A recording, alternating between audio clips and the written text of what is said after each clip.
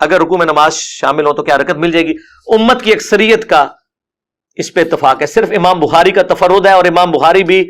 اس مسئلے میں جو موقف رکھتے ہیں وہ امام کے پیچھے فاتحہ میں بھی اس کے قائل ہیں کہ سختوں میں پڑھی جائے۔ انہوں نے جز القراء کا آغاز اس سے کیا ہے کہ قرآن کہتا ہے وَإِذَا قُرِئَ الْقُرْآنُ فَاسْتَمِعُوا لَهُ،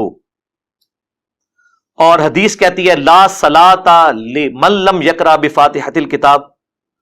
کہ جو فاتحہ نہیں پڑھتا اس کی نماز نہیں۔ وہ کہتے ہیں اس میں تطبیق یہ ہے کہ امام سختوں میں امام کے مقتدی پڑھیں گے،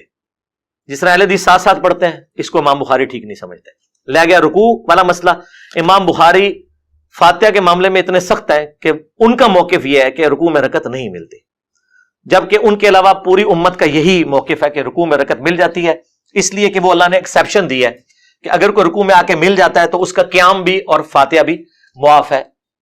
ایک اللہ تعالیٰ کی طرف سے آسانی کے طور پر۔ یہی موقف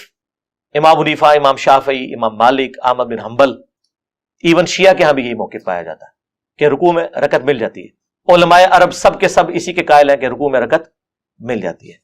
تو اگر کوئی چیز کی تسلی نہیں ہوتی تو ٹھیک ہے ایک رکعت اور ملا لے، امت کی اکثریت تھی، اور اس پہ